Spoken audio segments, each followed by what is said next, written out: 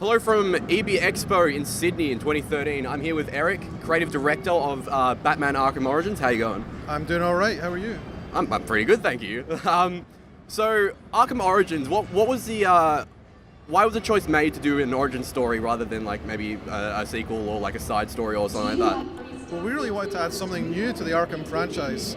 Story is very, very important in those games, and we got really excited about the prequel space because we could tell a really formative story for Batman, one where he can undergo a really pivotal experience and he can change. And so the events we put him in Arkham Origins, the characters we have him face up against, the scenarios he has to face up to, there's something that really defines who he is. It's a challenge unlike anything else he's faced before. So whilst he's been Batman for a couple of years so far, he's not really faced costume characters, he's not really faced anything but street criminals and organised crime. And so out of all the stories we considered for the game, this one really leapt out for us. Do you kind of feel like a pressure since like the other games were so highly regarded, like you need to make this really good, or? Well, I feel pressure on every game I work on, and I work very hard to try and make the best game that I can. I don't think we feel pressure so much from the series anymore than we feel, we're overwhelmed by our enthusiasm for the franchise. Like, I don't think you'll find a bigger collection of Batman fans and fans of the previous games than the guys over at WB Montreal. So one of the coolest new features is the way that the detective mode works now. So you're not only just like finding a spot in the ground, now you're following it and you're recreating past events. Can you talk about how that works and how that ties into the gameplay and the story and stuff like that? Yeah, well, we were very inspired by what Rocksteady had done in the previous games with the detective vision, and you could see things. You would basically follow trails, or you could tell where your more dangerous opponents were.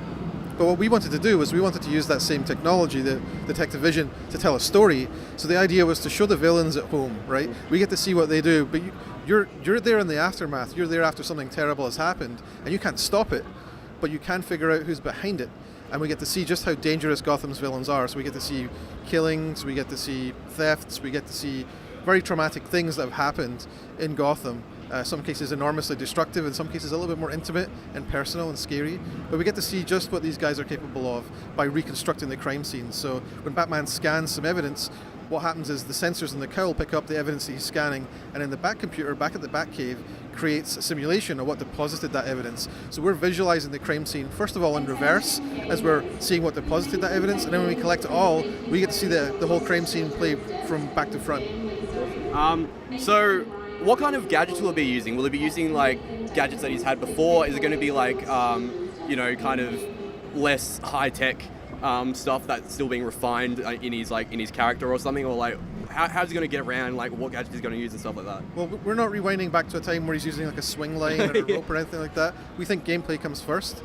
This is a game, and so what we really challenged ourselves to do was to create new gadgets which create new gameplay scenarios, new gameplay mechanics, which change things up rather than just overcomplicate things. There are some gadgets we've removed from the game, and there are some other gadgets we've moved in to either replace functionality or simply to offer some variation. So Batman will have a full arsenal of both close combat abilities, close combat gadgets. He'll have a range of long-range gadgets for Predator and kind of long-range takedowns. One of the ones we've shown here is the remote claw. So Batman doesn't have the line launcher in Arkham Origins. That's a gadget he's going to acquire later, but he has a gadget called the remote claw, and what the remote claw does is Batman has this kind of, if you remember the back claw from the other games, right? Yeah. So Batman has this pistol with the claw on top, and he can use that to fire out a cable and then pull things towards him. So the remote claw is kind of like the big cousin of that thing. So it fires a projectile that in itself is kind of like the back claw. So he'll launch that projectile off, it hits a target, and then it fires like the back claw does. It fires off a cable with a hook on the end, and it will grab things and then pull those two things together. Awesome. If you fire it between two gargoyles, for example, you can build a tightrope, and you can walk between the gargoyles, and from the top of the tightrope, you can do takedowns on guys down below. If you're firing at a character, or two characters standing next to each other, it'll snaggle two characters, and bam, it'll smash them together, and then you can close in for a takedown. You consider all the different objects and interactions in the world, different combinations of this thing and that thing, and you get a bunch of creative opportunities to use it for combat, to use it for navigation, to use it for distraction, to use it to set traps, and it's a pretty fun gadget. I think it's something which it's not a great melee gadget. You're not going to be finding yourself using it in the middle of a very quick fight, but you're going to find yourself using it when you're thinking, how am I going to start this fight? Who do I want to pull out of this group? And you want to. Another thing was the tightropes really help you change the Predator rooms, because basically, rather than just having a gargoyle here and one there, you're building one long gargoyle you can do inverted takedowns from all across the room. So that's pretty cool too. Awesome. So one of my favorite things about the Batman games were like all the kind of side missions. So you had the collectibles, and then also just like random stuff you could do like on the side. Like I don't know, you could do it if you want, or like if you miss it, that's totally fine. Is there anything like that in Arkham Origins? If you like that sense of you're in the open world and you want a lot of things to choose from, I think Arkham Origins is going to be a noticeable bump for you, because you're going to find a lot of things to do. Every time you're in the open world and you get into a fight, even if it's just taking down one guy on a rooftop, maybe a sniper, and he's on his own and you do a takedown on him, or if there's a crew of 8 guys down on the street, whenever you do a fight, you're going to get a bunch of feedback as to how well you did, and you're going to get graded, and you're going to get more XP if you played better.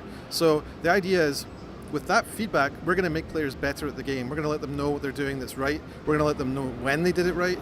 And so we want to build that sense of mastery for players, because the Arkham mechanics are really deep. People are easily fooled because they're very accessible. You can kind of jump in and you can throw yourself into a fight, and you can often win, not by paying too much attention, but there's a level of skill in that game which is very, very high. And typically when people play the game, they go to the challenge rooms, and that's when they start realizing just how deep the skill set gets. So we wanted to give people the opportunity to learn those skills during the campaign and get more feedback about them. So Predator encounters, open world encounters, free flow combat things, you're going to get grades on those things, and like I said, you'll get more XP the better you do. We also have a bunch of other stuff in the open world. For example, Crimes in Progress are these high danger, high risk open world fights which will sporadically pop up in the open world. The player can choose to engage with them, or he can ignore them and go somewhere else, but I think if he wants to really play Batman, he's going to go and stop those Crimes in Progress, and they'll get a bunch more XP from taking those out. So they'll often feature some of our new enemy types, some of our more dangerous encounters, and I think they'll be a really good challenge for the player. We also have a bunch of collectibles in the open world. We have more case files in the open world, so the player will occasionally find these detective cases they can solve in the open world too. We have scannables in the open world, which we haven't yet disclosed the style of. So we have a bunch of things. For those guys who want to be in the open world and feel like they're surrounded by so much stuff, it feels like a theme park. I think you're going to get that feeling in Origins, more so even than you got it in City. Awesome. So can you finally just tell us when and where we can get Batman Arkham Origins? Yeah, Batman Arkham Origins is out on October 25th. It's out on PS3, Xbox 360, Wii U and PC. And on the same day, there's also Batman Arkham Origins Blackgate, which will be out on the PlayStation Vita and on the Nintendo 3DS. All right, thank you very much. Thank you. So that just about wraps up our last episode of the season. We will be back next year. In the meantime, I know it's going to sound cheesy, but what was your favourite part of the season? Making friends along the way. Well, for me, honestly, I think my favourite, was just some of the interviews we did. Particularly of note, the Mighty Quest for Epic Loot. I thought it was a really good interview, especially with our new presenter Liz, who unfortunately couldn't be with us today. But I thought that was a really good interview. Yeah, I really enjoyed going to all the expos, and like going to Tokyo Game Show was a big to me it was culture probably shock. the best thing. But even E3 is always awesome. It's always loud and like. Well, E3 was also the first time I'd been overseas as well. So just having that whole experience was just fantastic. And I bet you had a lot of fun doing Vince Versus. Oh, some of the day trips we did with like the laser tag and a few other things like that it was definitely a change of pace compared to just sitting down playing games. Like, oh, okay, let's go actually do this. It's weird when you get there and you're like, hang on, I'm doing this for work. Like, I'm playing laser tag for work. Yeah, it's pretty cool. That just about does it for Season 1 of Worldwide Gaming. We'll be back after the summer for Season 2. In the meantime, you can keep in touch with us on our Facebook. See you then. Yeah! So that just about... Alright. We will be back later. Sorry. Again. It's going to be a long day. That's what I do. Stay tuned for the... What they think about the latest video game, BioShock Infinite, as well. Hang on, I'm gonna sneeze. Get shipped out in July. Been here for 2 years now, I haven't seen my girl. What the f is that? So I wandered down to this. We are here today at the Seafield Skate Park because it's pretty cool. No, not no. Cars in fucking hell. The pro fucking hell, but the I've never played a video game in my life. Oh my god, are you seriously going to do it? Zip it in. You look like it's someone from like Backstreet Boys or something. Nintendo's Nintendo's hernia. I'm single. Hey everyone, taxi. Excuse me, Boom Mike, do you mind if I ask you a couple of questions? Go away. I was banned from 4 states. I'll host everybody. You were the meat in the sandwich. Sorry. Whoa! I'm not laughing at anything.